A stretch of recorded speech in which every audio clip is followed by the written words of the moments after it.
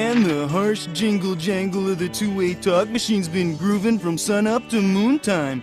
The voice of the people have spoken and they want to ride on our peace train, man. Hey guys, we're here to do a movie review for October.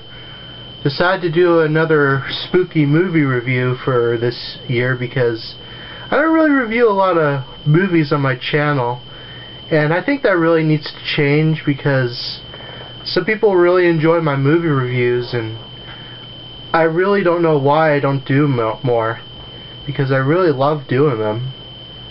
But anyway, we're here to review. I'm going to review a couple movies tonight to post within the next couple of days or so.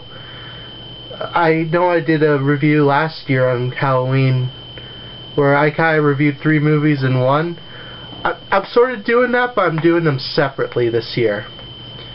And it's because I haven't really had much time to watch that many horror movies due to school and, you know, all that, and work and studying, because, you know, I have to watch movies as it is in class. So anyway, we're actually going to do something different. I'm going to review not just a movie, but a game.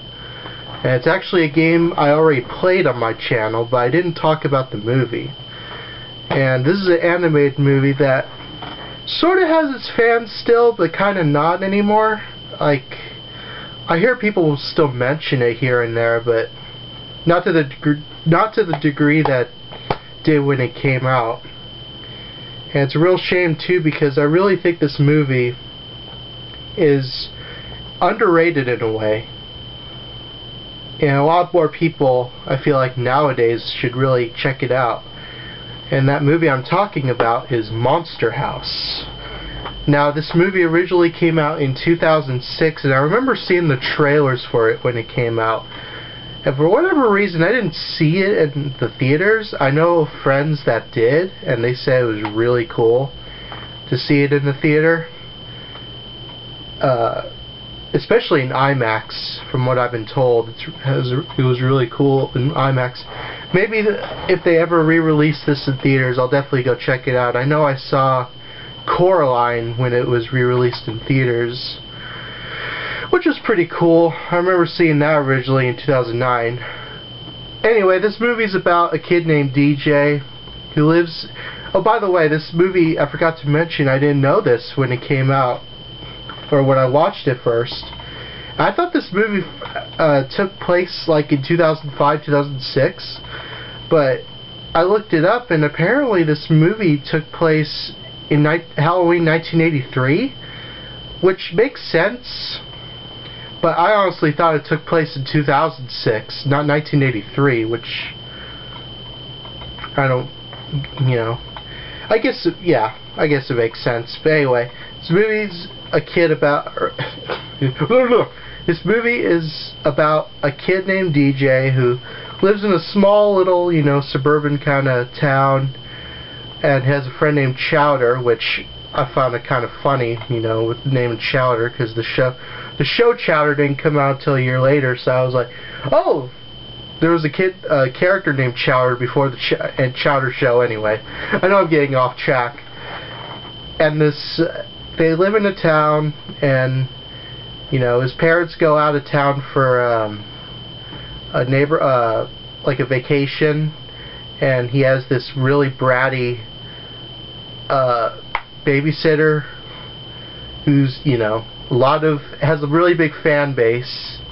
I think her name is Z. Yeah, I think that's her name. Yeah. Is it Z? I don't remember. I think it was Z. Anyway. What was I... Oh, yeah. Sorry about that. So, they're hanging around, and the weird thing about their neighborhood is that they have this creepy-looking house that is across the street from them. And they have a neighbor and this guy's name is Nevercracker, who's voiced by Steve Buscemi, who does a really good old man, and he's actually one of my favorite Steve Buscemi roles that he ever did, you know. And the kid who voices DJ, his name is Mitchell Musso. You may remember him from Hannah Montana. I think this came out I think this came out around the same time as Hannah Montana, but it was recorded before. So I found that interesting. And they're kind of DJ and Chowder deciding whether or not to trick or treat this year, because you know they're like 12 years old or something. But then one day, they kind of noticed something weird about the house. How it's actually has maybe a curse, or it might be alive. And they are on the lawn, and Nevercracker comes out and tries to strangle DJ and ends up having a heart attack, which you don't know if he's dies or not. He goes to the hospital. So after he is taken to the hospital, they try to find out if this house is really cursed, and they go and visit it, and a lot of stuff happens, and it turns out the house is alive and it actually moves. Meanwhile, after that, they find a girl named Jenny, who apparently goes to the same school as them. No, I think she goes to a different school, now that I think about it. I think they mentioned that. So, and she's trying to sell candy, and somehow she finds out that, or she actually does find out that the house is alive as well. So all three of them kind of work together just to try to stop this house, and they try to convince everyone that the house is real, and nobody really believes them, and they think they're, you know, just being snotty kids or whatever.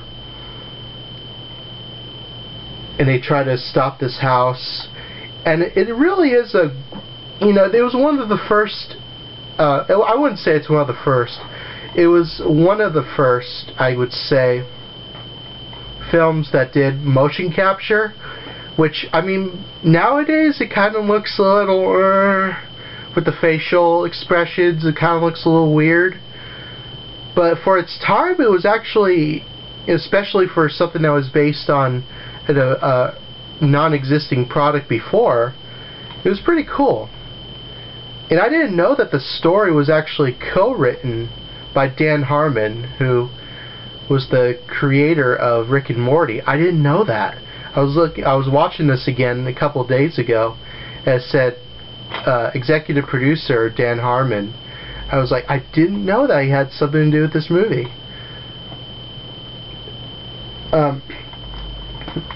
Jokes hold up still. Animation sort of holds up. You'll notice a lot, if you hear the voices of a lot of the characters, you'll notice a lot of people like Jason Lee does a voice, John Heder voices a character who's pretty funny in this. I think the late great Fred Willard did a voice. I think he voices DJ's dad, if I'm correct. Yeah, it's a really good movie, and surprisingly for a PG movie, it's like pretty dark. I would say it's like a pretty hard PG, kind of like Coraline, although Coraline was a little darker than this, but this isn't too dark, and I think a lot of kids would enjoy this movie to this day. This is the 6 DVD. I got it at Best Buy, I want to say. You know, the disc kind of looks like the plans. You can still get this for like maybe $5, maybe even less. I highly recommend this movie, especially for the October season. And if you can find this movie, watch it, give it a watch. It's really great. It's definitely one of those movies that I feel a lot more people really should know about, and I feel like this movie should have gotten sort of like a sequel or a sequel series of the kids doing more stuff. I don't know, like, they really should have done more with this, like, kind of thing. Maybe one day we'll get a true sequel. I really hope so. And if you love the movie, I actually just did a gameplay of this. I would highly recommend watching or playing the game. I played this game on my channel a couple, I don't know, weeks ago. I did it earlier this month, and really good game. I have the GameCube version right here. I know it's also on PS2, Game Boy Advance, and Nintendo DS. There's going to be an Xbox version. I don't know why they didn't do it. This is sort of reminds me a lot of Resident Evil. This is like Resident Evil E10 for ages 10 and up. Although it doesn't have that many puzzles as it should, but you know, for a Resident Evil game. But most people weren't really much about the puzzles of Resident Evil, more about the gameplay, which this game has a lot of, and surprisingly it's actually pretty tricky. It actually gets pretty tricky in some parts, and you might struggle in some parts, but I do recommend this game. It's very good. Like I said, you can get it on GameCube, PS2. Those are the only main console versions I can think of. But yeah, definitely check out Monster House, and definitely check out the game it's based on. You'll not be disappointed. Yeah, so that's my review of Monster House. Thank you all so much for watching this review, and I'll see you in the next movie review, whenever that is. Well, actually, I know when it is. It's going to be tomorrow. So check out tomorrow for the next spooky movie review I'll do. See ya.